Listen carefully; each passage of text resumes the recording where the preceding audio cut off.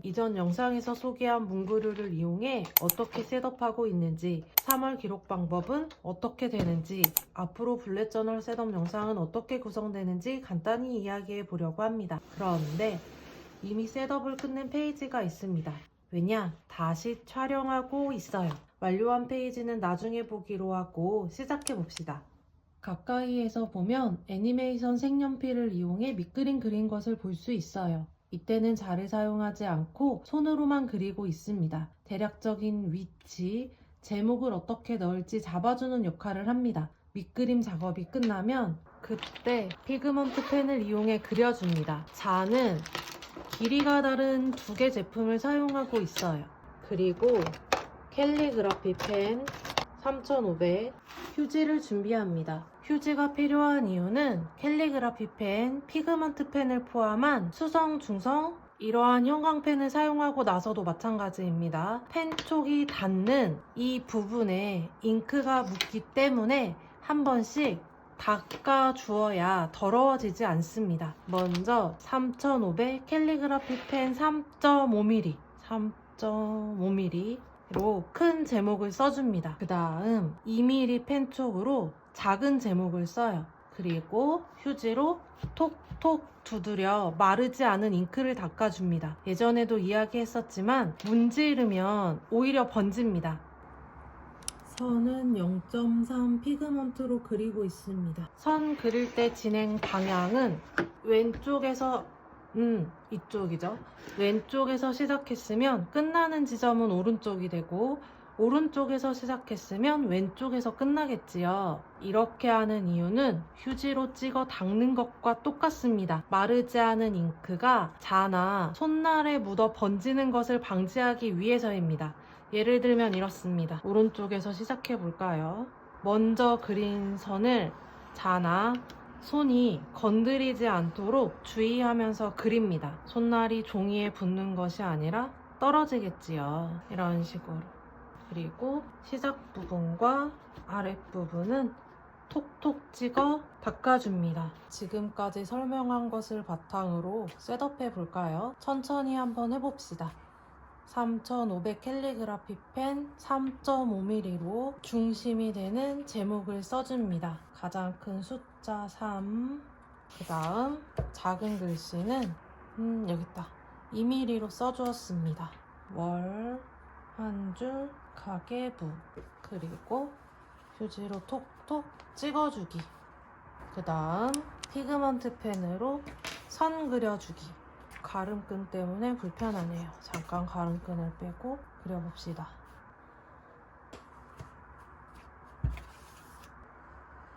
손날이 선에 닿지 않게 손을 띄워서 그려줍니다. 이렇게. 여긴 조심해야겠네.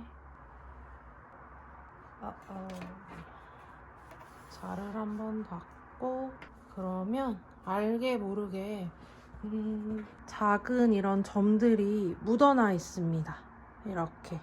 그 다음 조금 더 짧은 자로 그려주고, 자 한번 닦고 톡톡 찍어주기.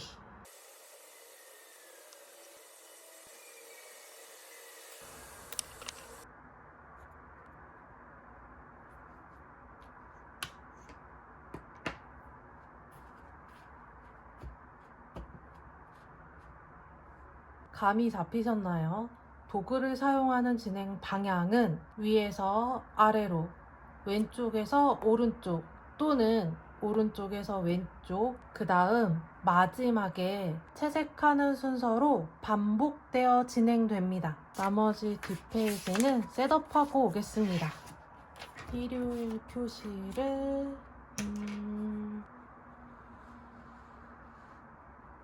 3일 괜찮아. 그 다음 10.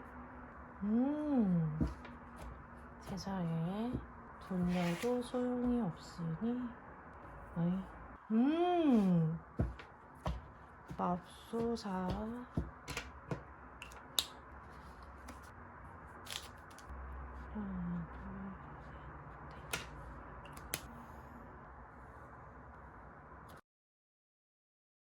짠! 정말로 셋업이 끝났습니다. 첫 번째 페이지는 3월 하이라이트입니다. 기록 방법은 이전과 똑같습니다.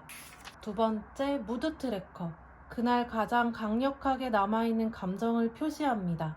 무드 트래커는 5개의 감정으로 나누었습니다. 하트 뿅뿅 눈에는 긍정적인 감정이 남아있을 때 기록합니다. 유쾌하거나 즐거움, 행복, 사랑, 좋음 이런 감정들이 포함되겠죠. 그 다음 동그란 눈에 입이 웃고 있는 이 그림에는 평소 그냥 그런 때가 있죠. 때때로 좋은 일도 있었고 가끔 화나는 일도 있었지만 감정이나 마음에는 큰 영향이 없었던 그런 보통의 날, 보통의 감정일 때 표시합니다.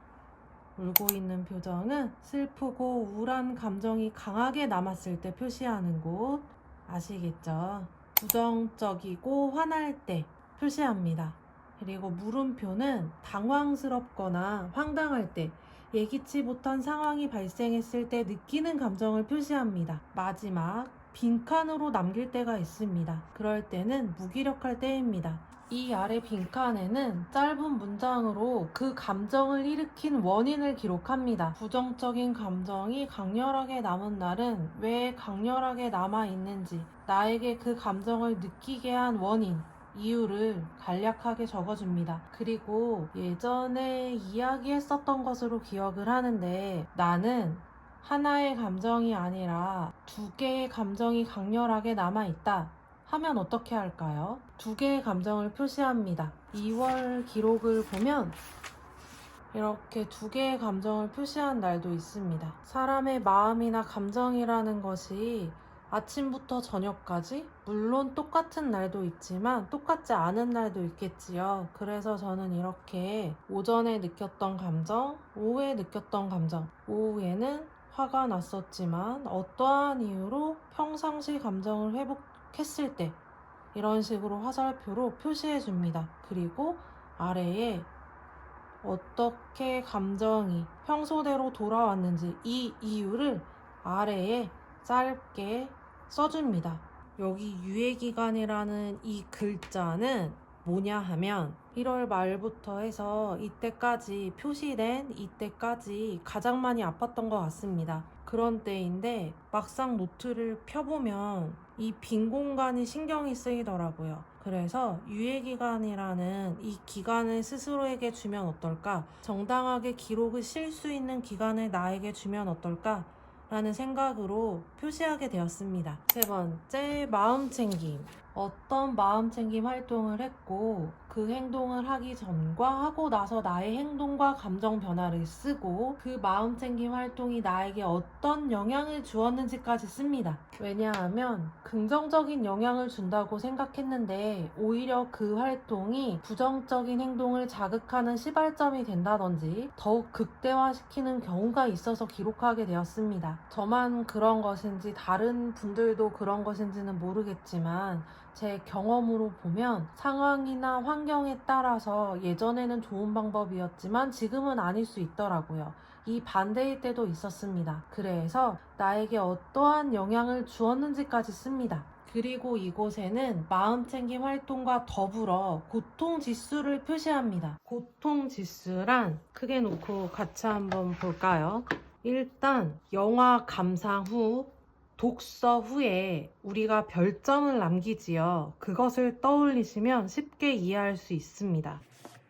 제가 마음챙김 활동을 하는 이유가 있겠지요. 저에게 부정적인 감정, 생각, 행동 하게 만드는 어떠한 원인이 있었을 거예요. 그러면 이 마음챙김 활동을 통해서 이 부정적인 생각, 감정, 행동을 해소하기 위해서 하고 있습니다. 자, 고통지수는 어디에 해당하느냐? 이 원인에 해당을 합니다. 나에게 얼마만큼의 큰 고통, 슬픔 또는 우울감, 무기력함 등을 주었는지 표시를 합니다. 이해가 되셨을까요? 제가 오늘 어떠한 말을 들었습니다. 그런데 그 말이 저에게 고통을 주었습니다. 그러면 고통 지수에 눈으로 확인할 수 있게 표시를 해줍니다. 그래서 그 말이 예를 들어 나에게 산만큼의 고통과 슬픔을 안겨주었어. 이런 식으로 표시해 나갑니다. 일단 오늘까지는 여기까지 설명을 하고 다음은 한 줄 가계부. 한 줄 가계부에 변화가 있습니다. 사실 변화라고 하기보다는 다시 처음으로 돌아갔습니다. 왜냐? 제 생활에 변화가 생겼고 그에 따라 지출 항목이 추가되었습니다. 지출 항목이 2개일 때는 달력 형태도 괜찮았는데 2개 이상이 넘어가니 한눈에 파악하기 어렵더라고요. 그래서 다시 한 줄 형태로 돌아왔습니다. 그리고 가장 필요하다고 생각한 부분만 남기기로 합니다. 새로운 항목을 얼마나 지출하고 있는지, 왜 그러한 지출의 결과가 나왔는지 파악하는 것이 저는 중요하다고 생각했습니다. 그리고 여기에 문구류에 5만원이라고 써있지요. 많이 줄이기도 했고 그동안 저의 지출 내역을 파악해본 결과 한 달에 5만원 정도면 나름 괜찮았다. 소비 욕구도 잠재울 수 있었고 사고 싶은 문구류도 살 수 있었다. 물론 고가의 노트류나 필기구를 사면 한 번에 나가는 돈이 5만 원일 때도 있고 이 이상일 때도 있어서 그럴 때는 부족한 게 아닌가 싶기도 했지만 매일 사는 것이 아니기 때문에 5만 원이라는 돈을 잡게 되었고 쓰지 않은 금액 저금이라고 썼지요. 그 달에 5만 원을 쓰지 않으면 저금합니다. 또는 5만 원에서 15,000원만 썼다 하면 35,000원은 저금합니다. 그런 식으로 저금한 돈으로 연말에 다이어리를 구입할 예정입니다. 괜찮은 것 같죠, 여러분? 그렇게 하기로 했습니다. 그리고 커피는 지금은 매일매일 마시지 않습니다. 일을 시작하고 나서 다시 조금 늘기는 했지만 일단 풀근무하는 날 기준으로 마시기로 했습니다. 그 외에는 조금 더 피로도를 많이 느끼는 날 사 마시기로 합니다.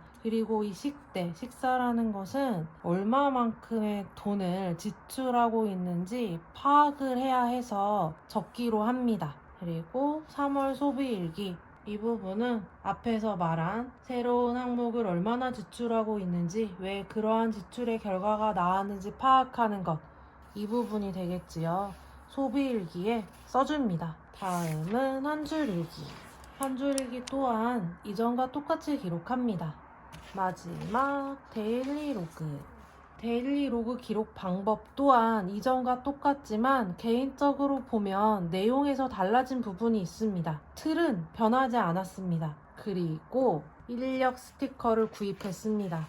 생활에 변화가 생겼다고 했지요. 날짜 쓰는 것이 버거운 날도 있어서 결국 올해에도 구입했습니다. 이렇게 3월 셋업이 끝났습니다. 기록 방법에 대한 이야기가 짧았지요. 자, 앞으로 셋업 영상을 어떻게 올릴 것인가 이런저런 생각을 해보았습니다. 지금처럼 구성화돼 바뀐 부분에 대해서만 중점적으로 이야기하고 컬렉션이나 트래커 기록 방법을 따로 만들어서 하나씩 올리는 것. 예를 들면 이번에는 마음 챙긴 기록 방법 영상을 올리고 다음에는 무드 트래커를, 그 다음에는 하이라이트를 올리는 식으로 합니다. 두 번째 방법은 지금처럼 셋업 영상 말미에 컬렉션을 하나씩 선정해서 이야기하는 것. 이렇게 2가지로 생각을 하고 있습니다. 이 두 방법의 차이점은 영상을 따로 떼어서 만들어 올릴 것인가, 셋업 영상에 포함시킬 것인가 하는 것입니다. 여러분은 어떤 방법이 더 좋으신가요? 아니면 더 좋은 방법이 있을까요? 지금 여러 가지를 생각해 보고 있습니다. 저는 요즘 새로운 환경에 적응하느냐고 고군분투 중입니다. 여러분들은 2024년을 어떻게 시작했고 보내고 있는지 궁금해집니다. 늘 시청해주시는 여러분 감사합니다. 건강하고 안전한 하루 보내세요. 다음에 또 만나요. 안녕.